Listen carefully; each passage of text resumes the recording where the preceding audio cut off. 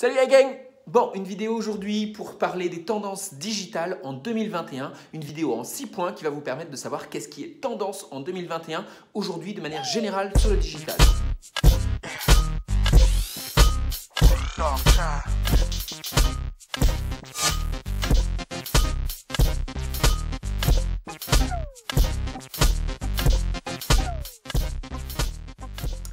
Point numéro 1, le web design illustré et moderne. En 2021, Adobe Max, qui est l'événement qui a lancé un petit peu la saison 2021 en novembre dernier, a précisé un petit peu tous les éléments qui allaient être tendance en 2021 d'un point de vue design et d'un point de vue graphisme. Donc si vous voulez, vous pouvez retourner, je vous le mets en commentaire, voir un petit peu les conférences. Il y a eu énormément de conférences justement là-dessus. Je vous mets justement quelques images pour que vous vous rendiez compte un petit peu de comment est-ce qu'il présentait l'événement. Juste pour le plaisir, laissez-vous guider, laissez-vous imprégner de l'humeur un petit peu de cet événement.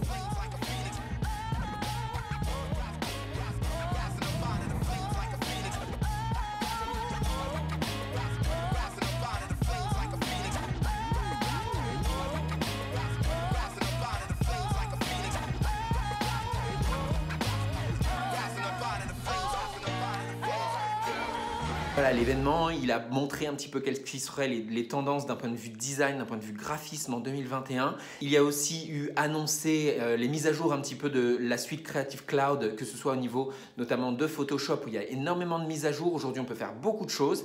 Et également des nouveaux logiciels d'éditeur d'images et de montage. Je vous laisse regarder un petit peu le lien si ça vous intéresse. Sachez que ça va être très tendance, en tout cas en 2021. Point numéro 2, la réalité augmentée va être dans tous les contenus. On l'a vu déjà grâce notamment aux filtres sur Snapchat et sur Instagram. Aujourd'hui, la réalité augmentée, elle est partout. Alors à cause de ça ou grâce à ça, ça dépend comment on peut le dire, la réalité, on la trouve de manière globale, que ce soit sur des oreilles de lapin ou sur des filtres de base qu'on peut s'envoyer entre amis, mais sachez qu'elle va tranquillement, pas vite, passer un petit peu sur l'aspect aussi com, c'est-à-dire qu'au niveau de la publicité, on va énormément s'en servir. Alors s'en servir bien sûr dans les contenus, mais s'en servir aussi directement sur le web, que ce soit sur vos sites web ou également sur vos réseaux sociaux. Donc n'hésitez pas justement à regarder parce qu'il va falloir être innovant. C'est pas évident, j'avoue, parce que pour l'instant ça ressemble plutôt à un gadget, plutôt à un jouet qu'autre chose. Mais je pense que de nombreuses entreprises ont pris le pli. Ils vont vers l'animation un petit peu, vers la réalité augmentée. Et donc, il ne faut pas hésiter à tenter des choses. On a vu aussi notamment que Photoshop aujourd'hui permettait de changer la direction des lumières quand on était sur des photos. On pouvait changer les visages aussi, enfin des trucs de fou. D'ailleurs, vous l'avez sans doute vu aujourd'hui, il y a des caricatures notamment à la télé qu'on voit avec le Face App là, qui permet de changer les éléments visuels et d'avoir une autre face. Moi, je me suis même donné à cœur joie sur la fameuse application que vous pouvez voir à l'heure actuelle. Et c'est sûr que c'est arrivé et c'est là pour durer. Donc attention par contre, parce qu'il ne faut pas faire n'importe quoi avec ça, mais en tout cas, il va falloir essayer d'être créatif et essayer d'être innovant. Numéro 3, la recherche vocale. Aujourd'hui, elle est là également pour durer. Elle est arrivée justement avec Google Home, Siri et Alexa et elle va arriver progressivement dans tous les foyers français. Alors la plupart d'entre nous, à l'heure actuelle, on l'utilise essentiellement dans la voiture comme un GPS pour nous amener quelque part. Mais sachez que même pour acheter des produits, des éléments, n'importe quoi sur le web, on va l'utiliser de plus en plus. Donc il faut vraiment qu'on se repose des questions d'un point de vue référencement naturel. Est-ce qu'on écrit les pages, les articles correctement? Parce qu'aujourd'hui, il va falloir vraiment réfléchir à comment les gens posent leurs questions et parlent directement à Alexa, à Siri ou à Google Home. Donc moi j'en ai prévu d'en acheter une très bientôt parce que justement ça me pose beaucoup de questions. Alors même si les Français peinent à y aller, je peux vous dire qu'en Amérique du Nord et dans les pays anglo-saxons, ils y sont déjà bien en avance. Donc il faut s'adapter à ces éléments-là et se poser les bonnes questions d'un point de vue recherche vocale. Numéro 4, les stories et les carousels sur les réseaux sociaux.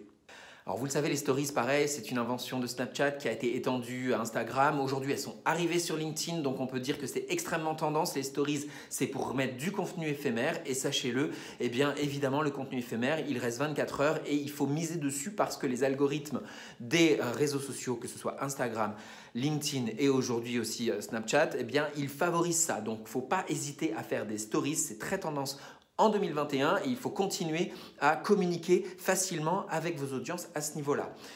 Autre élément très tendance, les carousels, même chose, c'est arrivé très vite, que ce soit sur Instagram ou sur les autres réseaux. Aujourd'hui, les carousels sont très tendance, par exemple sur LinkedIn. Ça permet quand même de pouvoir présenter une histoire, parler d'un élément en swipant à droite pour les utilisateurs et c'est quand même très facile. C'est un moyen aussi de passer du contenu, notamment dans des territoires visuels. Je pense sur Instagram ou sur Pinterest qui ne sont pas des territoires visuels. Et bien justement, ça permet quand même de pouvoir faire passer du contenu. Donc il faut aussi miser sur les carousels en 2021. Cinquième élément, place aux shorts au niveau de la vidéo. Oui, j'en parle assez souvent. Aujourd'hui, la vidéo, c'est quand même quelque chose de très important. Il faut miser là-dessus parce que, évidemment, on ne se contente pas uniquement d'un contenu texte ou d'un contenu visuel. Il faut aller au-delà. Mais avec le succès de TikTok, toutes les interfaces se sont rendues compte qu'il fallait miser sur le short. On l'a vu, les réseaux sociaux ont vraiment misé là-dessus, que ce soit Facebook au travers de Watch et de sa télé qui justement favorise aussi le contenu court. Instagram a créé Réel qui est clairement un concurrent de TikTok, TikTok faisant du contenu de 1 minute, Réel du contenu de 30 secondes, donc il faut vraiment miser là-dessus.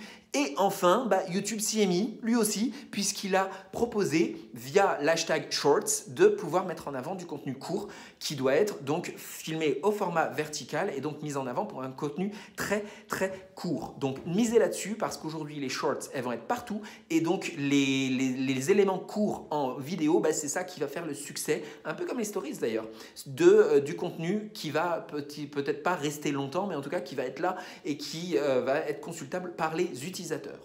Sixième et dernier élément, pour tous ceux qui pratiquent la publicité payante, et là c'est une évidence aujourd'hui, pratiquer de plus en plus le retargeting et le remarketing. Alors les deux termes voulant dire similairement à peu près des mêmes choses, c'est juste que le terme premier a été inventé plutôt par Facebook parce que c'est la façon dont il pouvait proposer à ses clients de faire s'afficher des éléments à des personnes qui étaient déjà venues sur les sites web, mais Google a fait la même chose pour les Google Ads et donc il a appelé ça remarketing, mais en gros, à quoi ça sert? Eh bien, ça sert à ce que vos publicités, potentiellement, elles s'affichent aux bonnes personnes, mais surtout aux personnes potentiellement qui vous ont déjà contacté, qui vous ont déjà regardé et donc qui ne sont pas forcément passés à l'achat. C'est-à-dire qu'en gros, on permet, grâce aux IP et aux pixels, de vérifier un petit peu qui étaient ces contenus, qui étaient ces prospects chauds et potentiellement on va proposer uniquement à ces personnes-là une vidéo ou un visuel qui va leur rappeler